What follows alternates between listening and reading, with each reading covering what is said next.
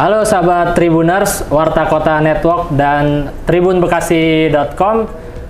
Jumpa lagi dalam podcast di Warta Kota Network tribunbekasi.com. Pada kali ini kita akan berbincang-bincang dan menggali lebih dalam mengenai memang terkait dengan program dari Polres Karawang, ialah Lapor Pak Kapolres. Memang program ini suatu program yang terlihat hasilnya sangat luar biasa dan memang sangat dirasakan gitu manfaatnya oleh masyarakat Karawang. Kita akan menggali lebih dalam apa itu program Lapor Pak Kapolres, apalagi nanti tepat pada tanggal 14 September 2022 nanti itu tepat 1 tahun dari program Lapor Pak Kapolres. Hari ini kita sudah bersama dengan Kapolres Karawang, Bapak AKBP Aldi Subartono. Kumaha Kang, kumaha damang? Sampurasun. Sampurasun. Ya Kang.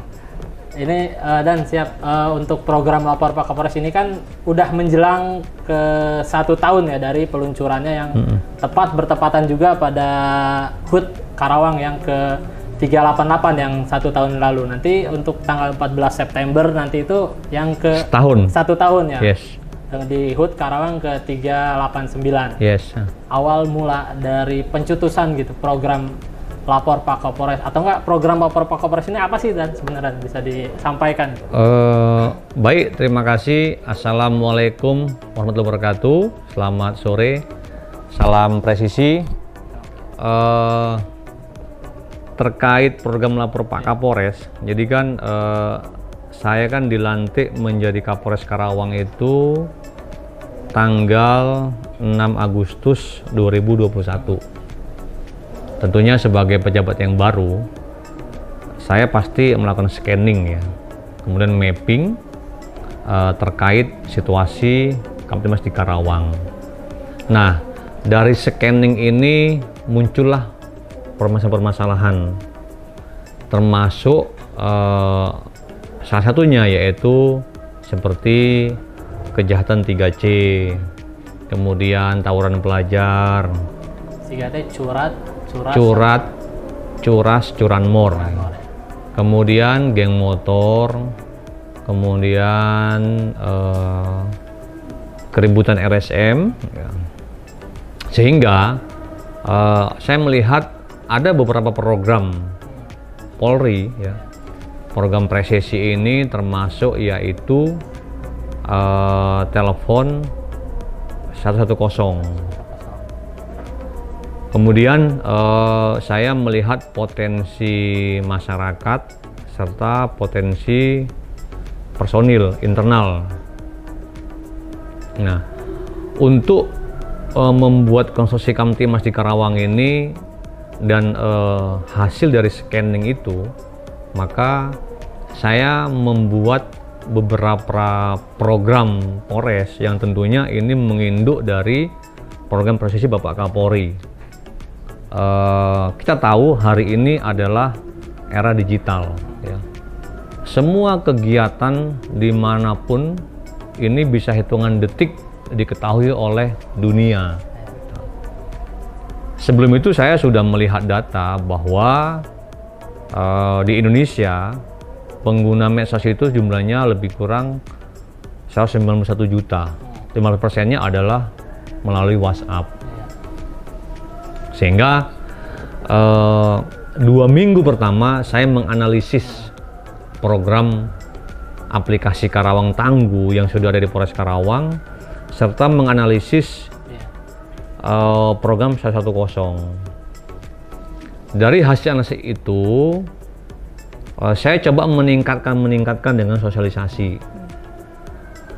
Namun itu tidak cukup, sehingga saya melihat peluang aplikasi WhatsApp ini banyak digunakan oleh orang Karawang. Jadi salah satu aplikasi chat favorit itu yang digunakan masyarakat itu ya. Kita kan hari-hari masyarakat Indonesia ini kan sebagian besar pasti menggunakan WA. Iya, sudah. Nah, sehingga saya tidak ingin membangun aplikasi baru yang itu mungkin membuat ribet dan sebagainya. Nah, peluang ini saya tangkap dengan membuat inovasi Lapor Pak Kapolres. Harapannya adalah antara masyarakat Karawang dengan Polres Karawang itu nggak ada sumbatan. Mungkin selama ini orang kan mau melapor ke polisi takut, mungkin enggan, malu, ya. Sehingga WA ini itu tidak telepon, tapi by WA saja, WhatsApp. Nanti setelah masyarakat WhatsApp, baru kami menghubungi. Nah, ya. Ini yang mendasari muncul lapor Pak Kapolres itu. Untuk nomor layanannya sendiri? Oh ya, kami menggunakan nomor 0822 1127 2003. Kamu memilih nomor WhatsApp yang memang sebenarnya ini mudah diingat ya. Kan ini mudah diingat ini 0822 1127 2003. Ini kan mudah diingat. Nah, ini termasuk strategi ya. Pemilihan nomor juga sebagian dari strategi ya.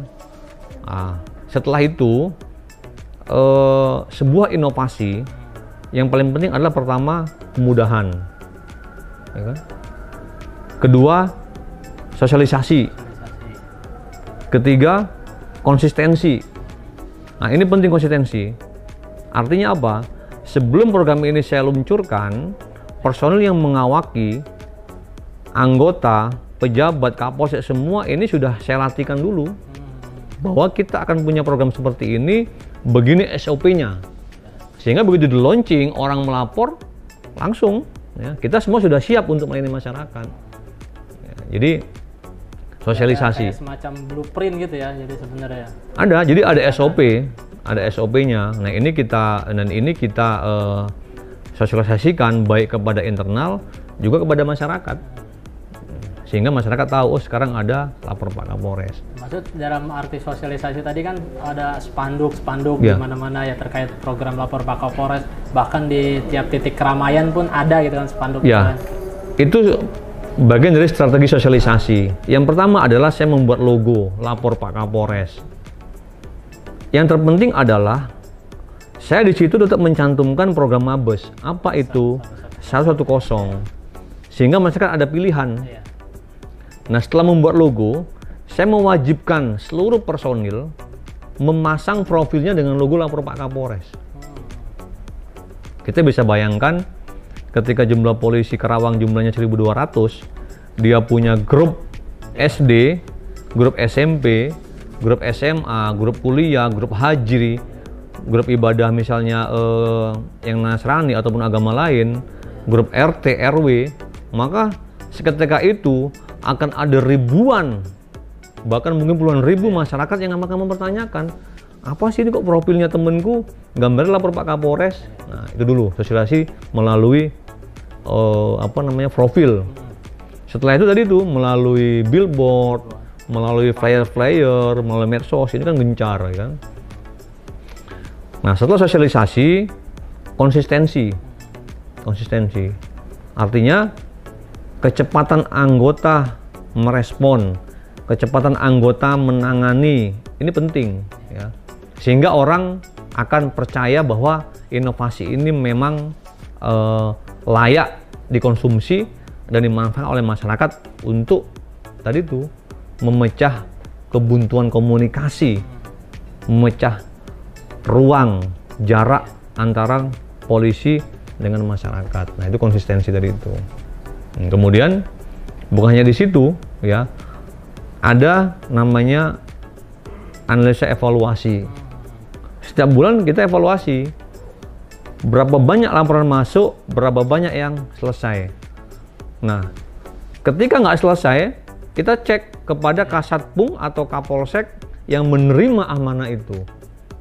Misalnya Polsek Karawang Kota pada bulan Januari menerima 30, yang selesai sekian, nggak selesai sekian, kemana? Yang nggak selesai kemana?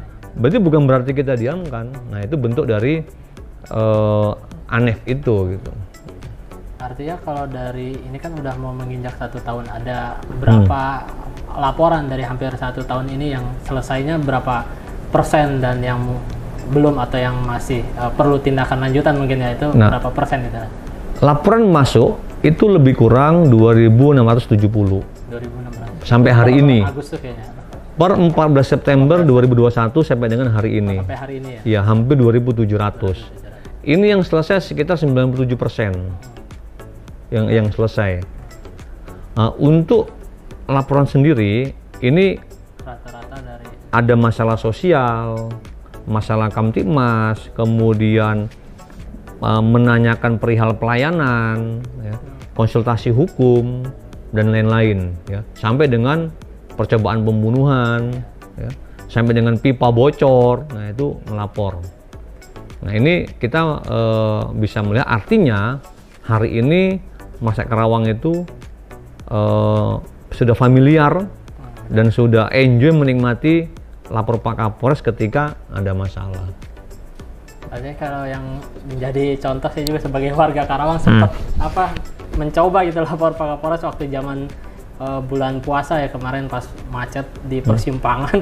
Saya WA izin laporan macet di persimpangan. Bener langsung datang dan besoknya setiap sore menjelang buka ada yang jaga di lokasi itu, dan memang responnya cepat gitu kan, walaupun kita sepintas ya mungkin hal sepele lah bahasanya, hal sepele gitu, cuman tetap ditangani. Bahkan ada beberapa contoh-contoh kasus yang sahabat Tribuners dan tribunbekasi.com yang harus diketahui ialah ketika ada salah satu pemudik yang nyasar gitu atau tersesat di hutan via lapor Pak Kapolres gitu ya, dan itu dan akhirnya langsung dari aparat setempat datang berhasil gitu keluar dari hutan gitu ya, di mana itu kalau nggak salah di hutan daerah Cikampek ya, daerah Klari.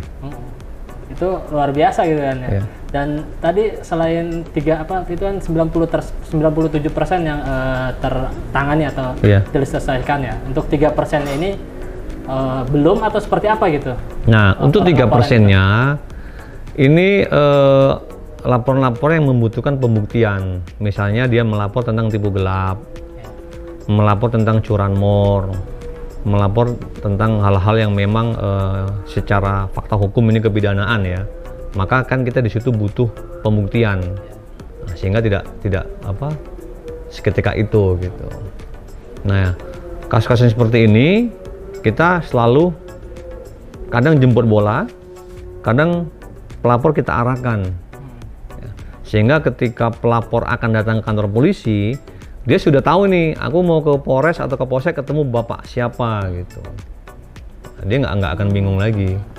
Ini masih dalam proses. Jadi kasus-kasus yang memang memerlukan pembuktian secara fakta hukum. Di luar kasus yang mungkin harus perlu pembuktian fakta hukum, ada kasus yang misalnya laporan yang unik nggak kayak gitu? Dan yang unik banyak ya, seperti mungkin ini tugasnya bukan polisi tapi kok ke polisi laporannya misalnya. Oh, itu bisa. Ada KDRT juga ya, sempat ada yang laporan ke KDRT akhirnya didamaikan ya hingga mereka kembali, ada ya. Banyak contoh ini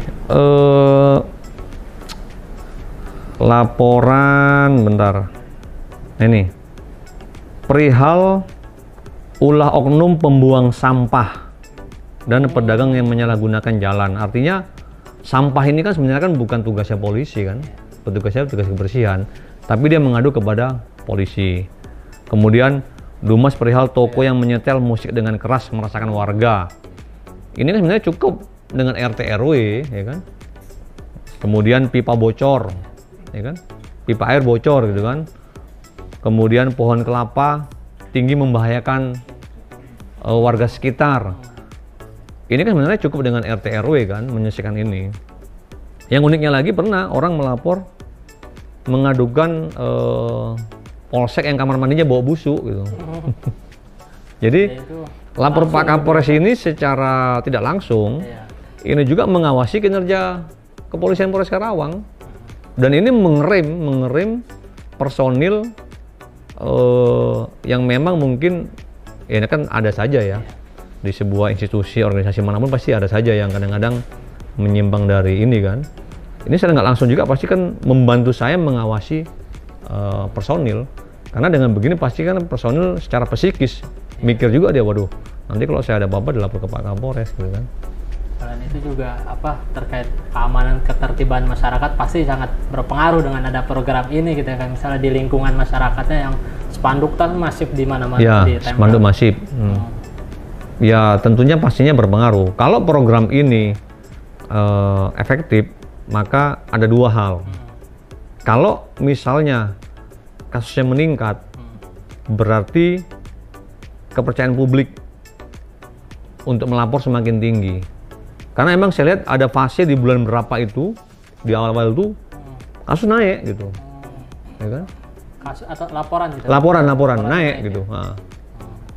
Setelah itu ada fase menurun sampai hari ini, gitu. Menurun.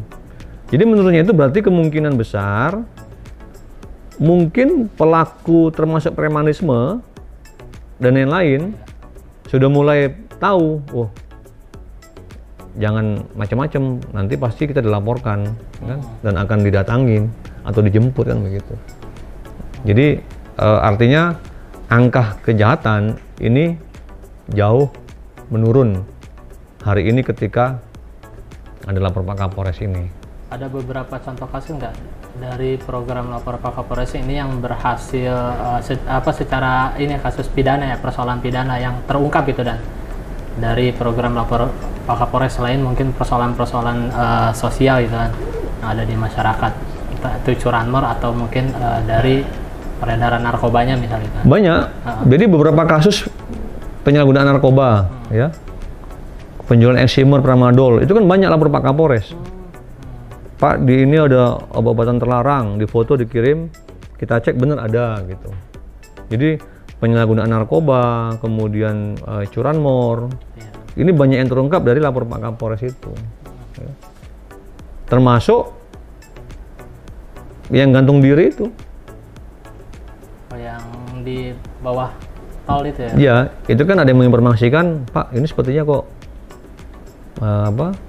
bukan gantung diri ya gitu kan. Dari situ terungkap ternyata kasus pembunuhan dan diungkap, dan alhamdulillah hari ini sudah P21 gitu. Memang di Polres Karawang ini sahabat Tribuners dan Tribun Warta Kota Network dan Tribun Bekasi.com memang selain ada program lapor Pak Kapolres juga ada program surat cinta Pak Kapolres. Surat cinta Kapolres Karawang maupun Satkamling Polres, bahkan ada tim patroli presisi. Nah, itu gimana dan penjelasannya itu? Iya, jadi kan tadi saya katakan di awal ini kan kita hasil dari scanning ya. Maka obat atau jawaban dari scanning ini adalah tadi itu, lapor Pak Kapolres, surat cinta Kapolres Karawang, tim patroli presisi, dan Satkamling. Ini kan sudah merangkum kegiatan preemptif, preventif, dan represif. Preemptifnya adalah Babin Kamtibmas ketika dia bersinergi dengan masyarakat mengaktifkan kembali pos kamling. Preventifnya tadi ini tim patroli presisi Sabara. Kemudian represifnya tindakan tegas. Sejauh ini kan para pelaku ya, ketika memang perbuatannya itu merugikan publik, merugikan orang, apalagi sampai cacat, itu kan saya benar-benar proses hukum sampai dengan ke pengadilan gitu. Dan ini ada dua pertanyaan. Yang pertanyaan sebelum diakhiri, sebelum ditutup, pertanyaan pertama mungkin terkait Karawang ini kan menjadi mungkin kawasan industri yang cukup besar ya, dan menjadi salah satu tujuan investasi bagi para pengusaha, dan memang ini menjadi sebuah tantangan untuk bagaimana menciptakan iklim investasi yang tetap aman dan kondusif ya, khususnya secara keamanan, ketertiban masyarakat lah, Kamtibmas gitu. Dari semua program itu sangat berpengaruh tidak bagi untuk menciptakan semua itu khususnya di kawasan industri untuk menjaga iklim investasi di Karawang gitu, dan seperti apa? Jadi gini, sebelum saya Kapolres, saya selalu ingat kata-kata Bapak Kapolri ya, di samping melaksanakan program presisi. Kan beliau mengatakan bahwa menjadi Kapolres itu yang pertama harus bisa menjaga iklim investasi, ya. Kedua, harus mampu menjaga konflik sosial. Nah, di Karawang ini kita kan tahu ya, banyak pabrik ya, industri lah katanya itu. Ketika saya masuk kan cerita tentang keributan LSM ini kan sudah luar biasa. Maka saya tadi scanning. Ya jelas pendekatan pasti kita namanya kepolisian persuasif ya. Tapi ketika persuasif atau soft itu tidak mampu, maka ketegasan hukum, tindakan tegas, ya, tindakan tegas kepada siapapun, ya, kelompok manapun yang mengganggu iklim investasi di Karawang. Namun demikian, saya juga sering ngomong kepada bupati, kita juga harus memperdayakan, ya kan, masyarakat lokal untuk ikut berkompetisi, ya, dalam hal misalnya pengelolaan barang-barang yang masih bisa digunakan eks atau bekas hasil industri itu, dengan cara bagaimana, yang memberikan pelatihan, ya kan, memberikan ilmu-ilmu tentang pengelolaan bisnis, ya. Ini kan penting. Artinya keseimbangan pengusaha antara lokal dengan yang non lokal ini harus seimbang. Kan kompetisi ini kan bebas, ya, boleh siapa saja ikut berkompetisi sepanjang profesionalisme, kan gitu. Nah, maka saya meyakinkan Pemda, meyakinkan masyarakat, meyakinkan para pelaku usaha, ya, agar mereka juga dalam mengelola usahanya juga harus tetap profesional. Kan konflik-konflik limbah ini kan kadang-kadang kan banyak permasalahannya, bukan hanya saja dari eksternal, tapi juga bisa muncul dari internal. Ya, ini analisis saya selama setahun jadi Kapolres. Dan muncul masalah ini kan bisa dari eksternal dan internal. Maka saya sering juga berbicara kepada perusahaan.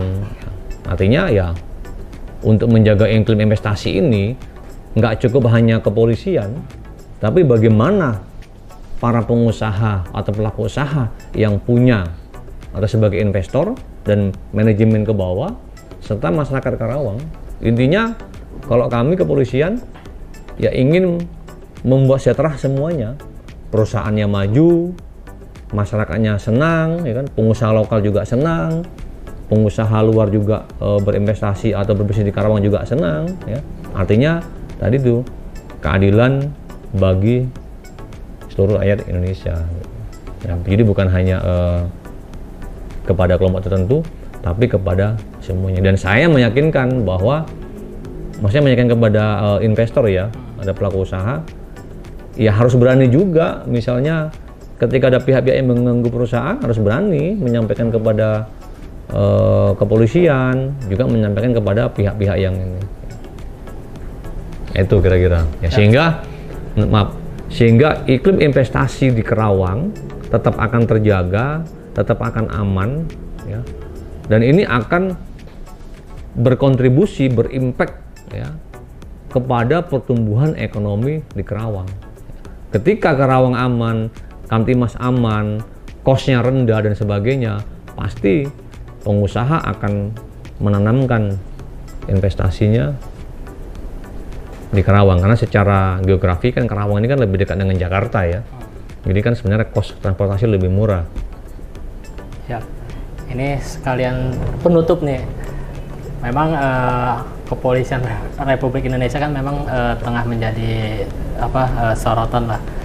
Untuk sisi sebenarnya memang apalagi yang baru-baru viral ini ya di Karawang ini kan tentang sisi humanis yang sering kali dipuji atau muncul lah di Polres Karawang, baik dari Pak Kapolresnya, bahkan dari jajaran satuan lalu lintasnya maupun dari jajaran lainnya yang memang viral yang baru ini. Mungkin dari itu seperti apa, dan maksudnya tentang kepolisian, humanis kepolisian itu seperti apa gitu, yang harus memang masyarakat ini kan jangan selalu menganggap imbang lah gitu tentang kepolisian itu seperti apa gitu, dan tanggapannya. Jadi gini, sebagai penutup sekalian juga. Jujur aja, untuk teknis humanis lantas itu saya nggak mengarahkan secara detail. Tapi saya membangun atau membuat konstruksi Kamtimas humanis yang hari ini itu dijabarkan oleh para PJU dengan membuat inovasi masing-masing. Karena apa? Yang pertama harus saya rubah, harus saya perbaiki adalah mindset dan budaya kerja. Karena tindakan humanis ini harus pure, murni, muncul dari personnya, nggak bisa paksaan dari saya. Jadi contoh begini, saya tanya kepada anggota lantas, kamu sedih nggak ketika melihat adikmu atau orang tuamu di depan pos lantas masih menggunakan helm seperti menelpon kebingungan? Karena dugaannya ketika dia di depan pos lantas menelpon, kemungkinan besar itu pasti kan ditilang kan gitu. Walaupun nggak 100% ya. Iya. Kemudian memang ada anggaran tilang yang bisa kita gunakan untuk melaksanakan kegiatan itu. Pertanyaan adalah, apakah kita harus menghabiskan anggaran yang ujungnya misalnya membuat masyarakat nggak nyaman? Apakah bisa kita membuat kegiatan yang humanis kalau misalnya tujuannya, goalsnya adalah membangun mindset budaya tertib berlalu lintas, dengan cara humanis itu lebih tepat misalnya dibandingkan dengan cara langsung menilang? Kenapa kita nggak dengan budaya yang humanis tadi itu?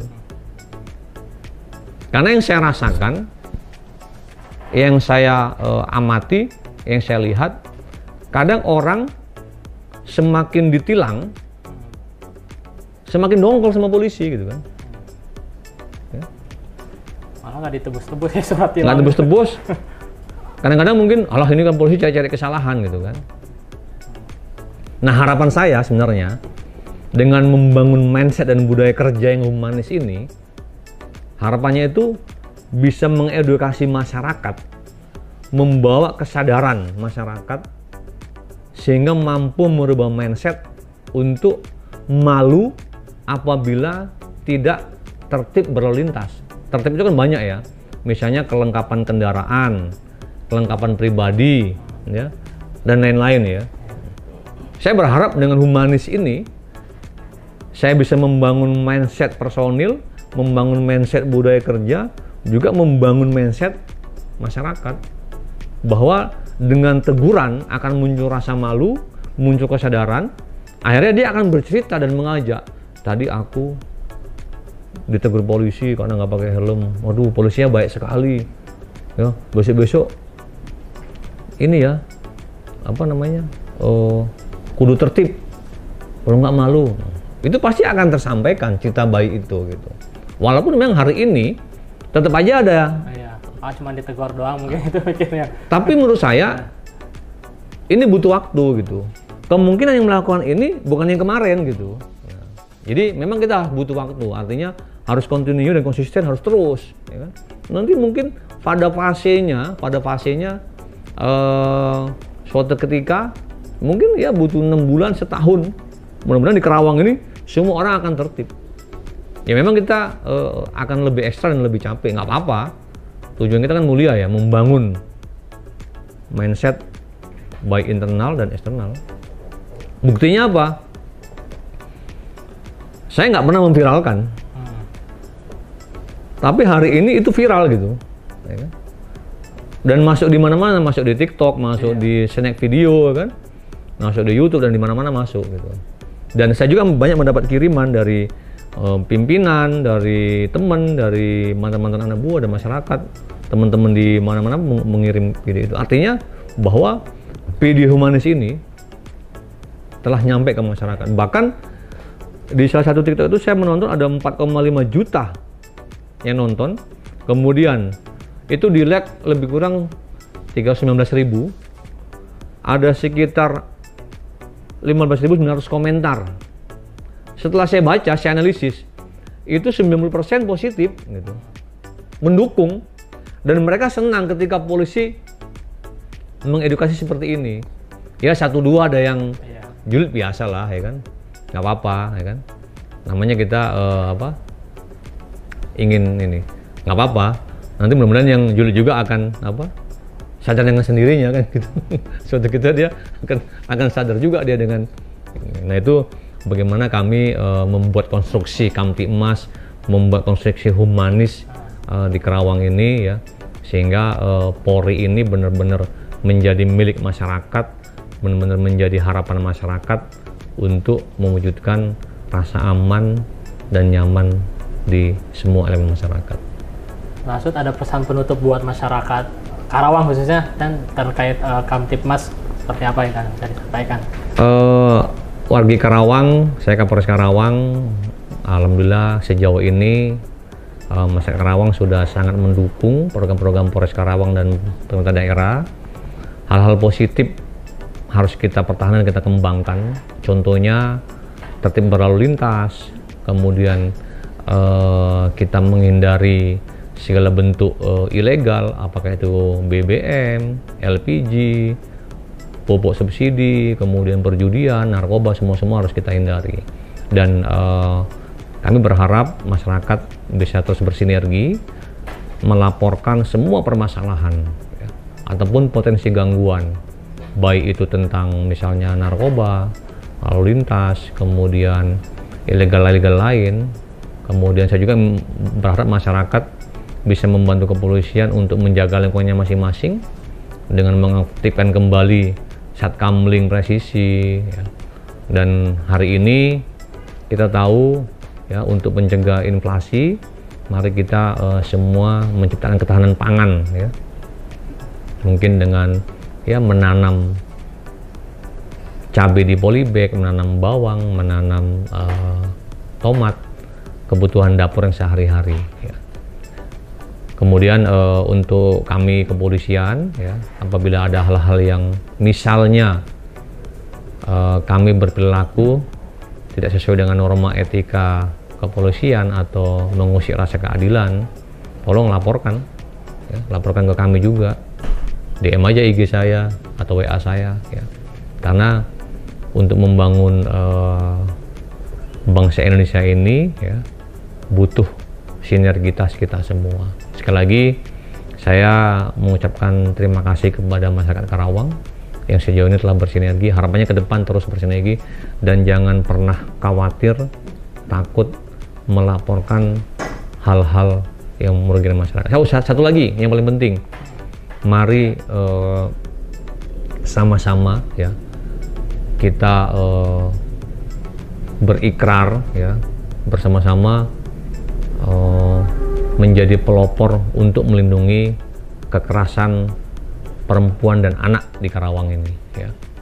Saya berharap kita semua orang Karawang ya, bisa mewujudkan ini ya, menjadi mata dan telinga semuanya ya, untuk melindungi perempuan dan anak dari kasus-kasus pencabulan dan kasus-kasus kekerasan lainnya ya, termasuk juga kasus-kasus yang narkoba. Saya kira itu, mari kita bersinergi untuk Karawang juara, untuk Indonesia maju. Ya, baik sahabat Tribuners, Warta Kota Network dan tribunbekasi.com. Jangan lupa tadi semua persoalan, semua hal-hal yang ini bisa diadukan melalui program Lapor Pak Kapolres ya, via WA maupun DM Instagram, bahkan bisa langsung DM Instagramnya Pak Kapolres. Terima kasih sahabat Tribuners, Warta Kota Network dan tribunbekasi.com atas podcast kali ini bersama Kapolres Karawang AKBP Aldi Subartono. Terima kasih. Assalamualaikum warahmatullahi wabarakatuh. Terima kasih. Salam presisi. Salam presisi.